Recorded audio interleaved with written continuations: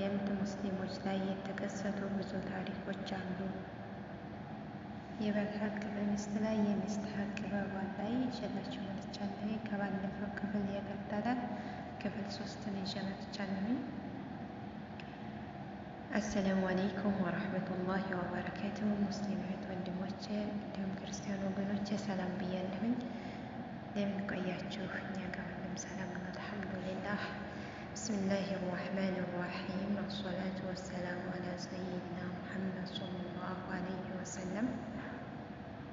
ያ ረቢ አንተ የሰጠህንን ስጦታ አመስግነን የምንቀበል አንተን የምንገዛ አድርገን ያ ረብ። ኢንሻአላህ ከባለፈው ክፍል የቀጠለ የባልና የሚስት ሀቅ ክፍል 3 ይዤ መጥቻለሁኝ። ኢስላም ለሴት ልጅ ካጎናጸፋቸው ክብሮች መካከል አንዱን የምታገባውን ሰው መምረጥ መብት የሰጣት መሆኑ ነው። ወላጆች በዚህ ጉዳይ ማስገደድ የለባቸውም። ይህን ስንል የወላጆችሽን ምክር መስማት የለብሽም ማለት አይደለም። ግን በዲኑ ጥሩና ጠንካራ ወንድ እናት አባት ቢመርጡላት ማግባት ይኖርባታል። ለእሷ የሚሻላት በዲኑ ጎበዝ የሆነ ነውና። ይህ ጉዳይ አስመልክቶ በቀደም ሙስሊሞች ላይ የተከሰተ ብዙ ታሪኮች አሉ። ለምሳሌ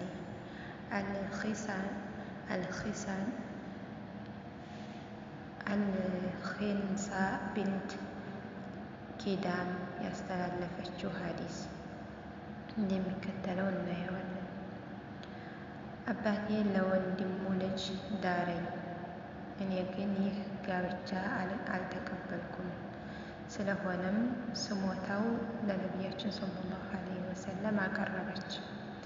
እሳቸው አባትሽ ያመቻቸልሽን ትዳር ተቀበይ አሏት። እኔም አባቴ ያጨልኝን ሰው ማግባት አልሻም አልኳቸው። በዚህ ጊዜ እሳቸው እንደዚህ ከሆነ ይህ ጋብቻ ውድቅ በመሆኑ ሂጂና የምትፈልጊውን ሰው አግቢ አሉኝ።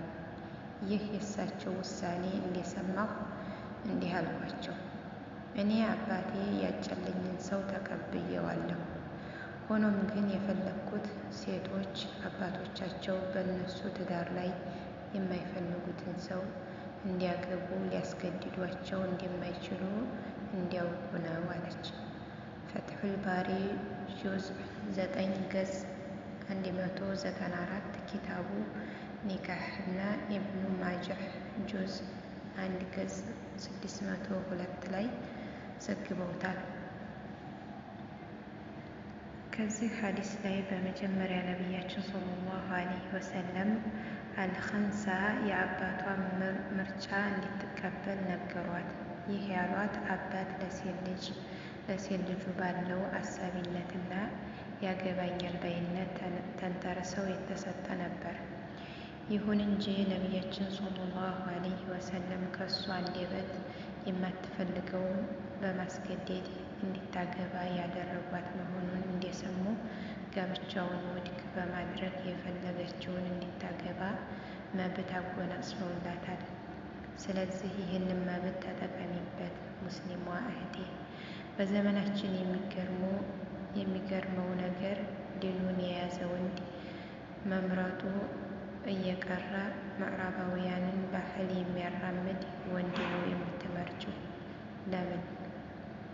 ምርጫሽ አላህን ፈሪ፣ በዲኑ ጠንካራ፣ ጥሩ ጸባይ ያለው፣ ነገ በጀነት ያንቺ ባል የሚሆን ኢንሻአላህ አንቺን ወደ ዲን የሚያበረታታሽ፣ በጥቅሉ ቁርአንና ሐዲስን ባዘዘው የሚሰራ ይሁን ምርጫሽ። ወንዶችም ደግሞ ከላይ የጠቀስኳቸውን ባህሪ ተላብሳችሁ መገኘት አለባችሁ። በዘመናችን በተለይ ዚና እንደ ፋሽን ነው የሚታየው። አላህ ደግሞ ዚናን አይወድም። ለምን ዚና እንሰራለን? እሱ አላህ በፈቀደልን በኒካህ መጋባት አለብን። አንዲት ሷሊህ ሴት እንዴት ሷሊህ መሆን እንዳለባት፣ ወንድም እንዲሁ እንዴት ሷሊህ መሆን እንዳለባችሁ እንዴት ሷሊህ ሴት እንዴት ሷሊህ ወንድ መሆን ትችላለህ? አንደኛ ቀልብሽን በአላህ በነቢዩ ፍቅር ሙይው። ሁለተኛ የዱንያ ፍቅር ከቀልብህ አውጭ። ሶስተኛ ቻይ ታጋሽ መሆን። አራተኛ ነገሮችን በይቅርታ ማሳለፍ። አምስተኛ ለምስኪኖች ማዘን። ስድስተኛ በተሰጠን ነገር ላይ አላህን ማመስገን። ሰባተኛ ሞትን በየጊዜው ማስታወስ። ስምንተኛ ከማንኛውም ሐራም ነገር መራቅ፣ ከማንኛውም ኸይር ነገር መቅረብ። ያ ረብ ከሷሊሆች አድርገን። ቀጣይ ክፍል ይቀጥላል ኢንሻአላህ። ክፍል 4 ይዤ እስከምመጣ በመልካም ጊዜ እንደምናሳልፍ ሁላችንም ተስፋ አደርጋለሁኝ። እስከዛ ድረስ አላህ ይጠብቃችሁ በያላችሁበት ኢንሻአላህ። በቀጣይ ክፍል እስከምንገናኝ ድረስ ቪዲዮውን ደግሞ አይታችሁ ላይክ፣ ኮሜንት፣ ሀሳብ አስተያየት ካላችሁ ኮሜንት አስቀምጡልኝ። ወሰላሙ አለይኩም ወረህመቱላሂ ወበረካቱሁ።